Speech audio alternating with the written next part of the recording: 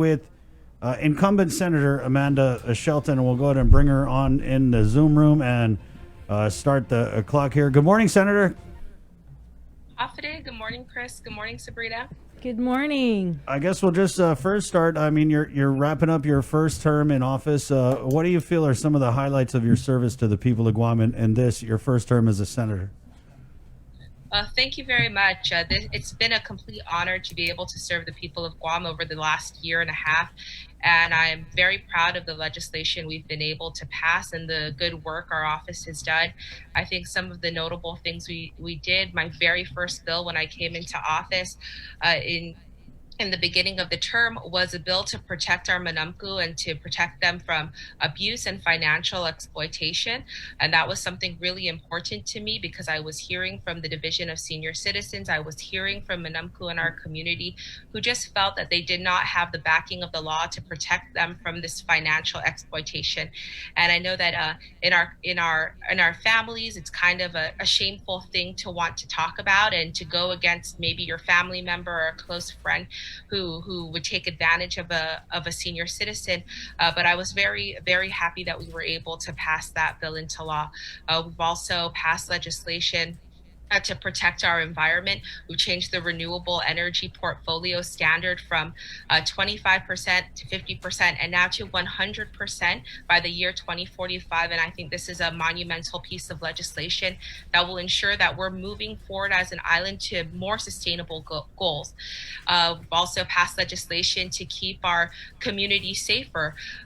There was a loophole in the law to allow convicted sex offenders not to register on the sex offender registry as soon as they were convicted if their case was up for appeal. And I think that it was so important to close that loophole. It was actually working with sexual assault survivors who brought this to my attention, who said, we really need your help because we don't feel safe knowing that they don't have to register. And it would just be easier that if an appeal were to overturn a case, to remove their name instead of putting the community at risk. And so those are just a quick highlight of the efforts. Also helping our youth by including in last year's Budget Act a program for the Summer Youth Employment Program within the government of Guam. Unfortunately, this summer, because of the coronavirus, we've been unable to see that program play out. So hopefully next year. And of course, the latest bill that passed in the last session was the Adudai Mangafa Act to give the people who were left out of the stimulus for the coronavirus some relief. And these were for dependents of families between the ages of 17 to 24 who were not included. And so I'll be meeting with Rev Tax this afternoon. The rules and regulations are due this week. So hopefully this is a program that we'll see come to fruition and these checks coming out very, very soon for these families. I wanted to ask, just to get out of the way, Senator, I know you've done a lot of great things like you had just said in your open there, but with the game rooms, right? So can you disclose what is your connection with any of the game room things? And then how do you kind of a guarantee to the people of Guam, because I know that you can recuse yourself, but that doesn't necessarily stop you from lobbying your colleagues. So I just kind of wanted to get your take on what looks like a conflict of interest and how you address that and plan to address it moving forward. Sure. Thanks, Chris, for that question. Well, it's no secret of what my name is and the history of a family business, Shelton Music Inc. My name is Amanda Shelton. And so this was a business that my grandparents ran and then my dad ran for many years, but something that he got out of the business even before I was born. And so, of course, from being in that business, we have many friends and still some other relatives who are in the industry. But no, I don't have any immediate relatives who are in the gaming industry. How do you define immediate relatives? Well, according to the law, an immediate relative is a first degree relation. So I do not have a sibling, a spouse, or a parent who is a game room owner or operator. Right, Senator, and I think we've come and run into this problem all the time on Guam is I feel the definition of immediate family as it applies to the United States and their family structure, it's not the same as Guam.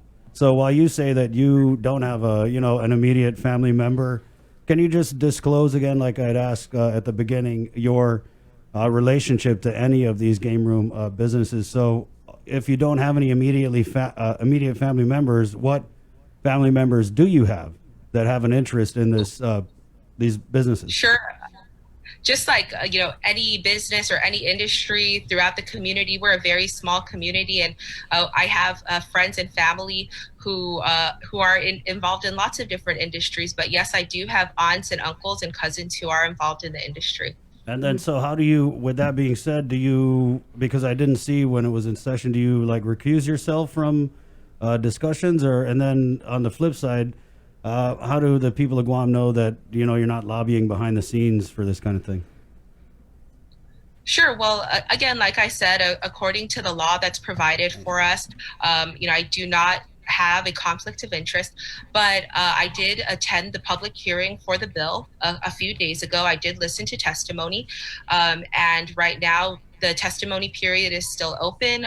Then there is the committee report process, and if it is ever to come out of the committee, I think at that time I'll be able to review and make my own decision based on all of the factors in front of me, whether or not I have a conflict. But at this time, according to the law, no. Right. Yeah, according to the law, but I mean, a common sense, Senator. And God, I don't want to really like drive into this, but I mean, according to the law, you might not have a conflict. But again, if you have aunts and uncles in the business, I just think that it would behoove you to kind of recuse yourself from that, because it is what it is. I mean, the appearance of impropriety is all there. Yes, I can definitely understand the perception, and I will do my best to make that decision when the time comes, and be as objective as possible, and do what I know is right to do. Okay. So just moving on to education here, what are your plans in kind of making sure the Department of Education gets all the money it needs during this budget process? Well, yes, thanks for that question, Chris. We've been meeting quite often with the Department of Education. We've had hearings all last week, updates on their CARES Act funding, and talking to them about what their needs are for this budget. And I hope that our main priorities of the government, health, safety, and education will be the things that we concentrate the most on, and ensure that we give them what all of our students need. We saw a lot of loss of instructional time because of the closure of schools last year, and so I think that's a big priority for me, especially to see that our kids get the instructional time that they need coming up. In this last session, we were able to pass some legislation to fund programs at the University of Guam and the Guam Community College for distance learning, and to beef up their technology on campus to allow for students to have more access to research, and to enhance their distance learning opportunities. So I think that was a big achievement for us here.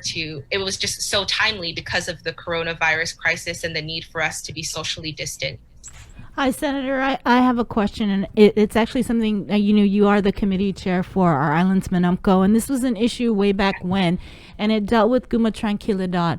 And I wanted to know, what do you plan on doing to see through, there was a press conference that was held at Guma Tranquilidad. We did a story about concerns about what was going to be done with the property, or what was not done with the property, and there was all this talk about all these services that were going to be provided down at Guma Tranquilidad. And I'm wondering if you could tell us, what are you going to do to address what will likely be, because our community is growing older, to address the need for, I guess, assisted living? Yeah, thanks so much for that question, Sabrina. You're right. Very early on in the term, there was a little bit of controversy about what was going to be done with the Guma Tranquilidad. And for those who are not familiar, this is an area in Tumon, a very beautiful area with homes for our Manamku to live out the golden chapter of their life right on the beach, and to be in this serene paradise.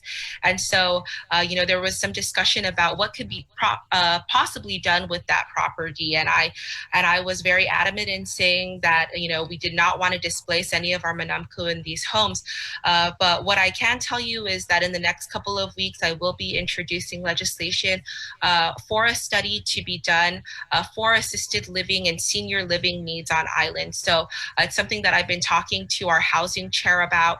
That's Senator Josten Augustine, and I hope to introduce that legislation so that we can have all the data that we need to understand what is necessary for our aging community.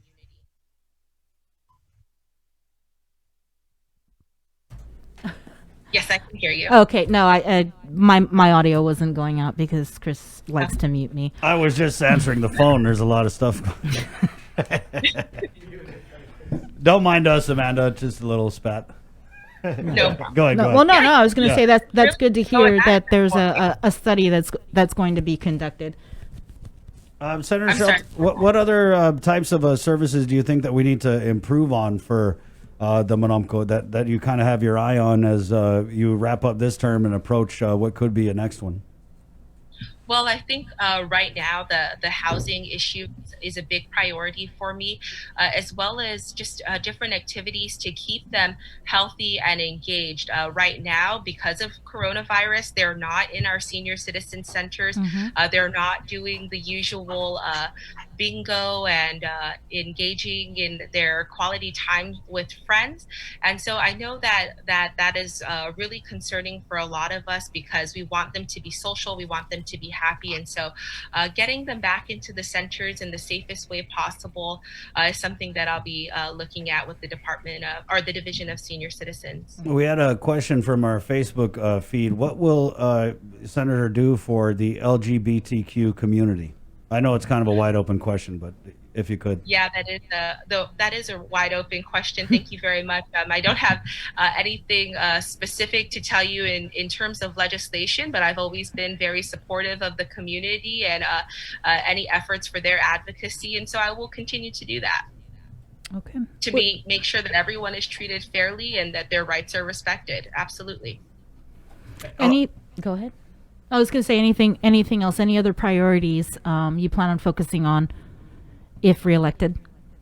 Sure. Thank you very much for that question. My platform, since the first campaign, has always been about advocating for our Manamku. It's been about providing opportunities, meaningful pathways for our young people so that they can find their passion and they can become productive citizens. And so that's something that I will continue to do, and protecting our environment, because this is the foundation that we stand on as an island. We only have so many resources here, and I want to continue to protect that for future generations. So those are my areas of priority, and I will continue to fight for them. Senator, there's been a lot of discussion about the legislature's role as a check and balance on the other branches of the government. I'm sure we've actually talked to you about this before. What would you say to those critics who are calling out some senators, and they would include you in some of this discussion, senators who just aren't doing what it takes to hold the administration accountable, or calling for enough transparency in terms of the Democrats policing their own in Adelup? So just your thoughts on that. Well, I think that we have in the legislature been doing our job of oversight. We've had many oversight hearings here that I've attended, and for different agencies, a whole wide variety of agencies here. And so we do have that opportunity, and I meet particularly with the agencies under my committee very frequently to ensure that we're carrying out the mandates and following all the laws that we are committed to provide the services to the people of Guam. So to those who question our transparency, I think that transparency and accountability are values that we have to practice every day as your public servants, and that's something that in my role as a legislature I take very seriously. All right, Senator, you have 1 minute for your closing comments. Thank you very much, Bree and Chris, and thank you to KUAM for the opportunity to speak with everyone today. I want to especially thank the people of Guam, all of the voters of Guam, for your support and your trust this last term. It's been an honor to serve you over the last year and a half, and I'm humbly asking for your support one more time in this election cycle. My platform, again, has always been about helping our people, advocating for our Manamku, making sure that they have the services and the support that they need, providing opportunities for our young people to find their passion, to become productive citizens, and protecting our environment. And this is the platform and the mission that I will continue to carry out in the new term if elected. Again, my name is Amanda Shelton. I'm number 9 on the Democrat side of the ballot, and I humbly ask for one of your votes. Sidzua Smasi. Thanks, Senator. Thank you, Senator. Thank you. All Thank right, you. take care. Okay, have a good time. You too. 9:19. It's KUAM News' decision 2020. I think we're going to take a real quick break, and we'll come back with more candidate interviews next, right here on The Link. It's all proudly brought to you by Polka, distributed by Ambrose.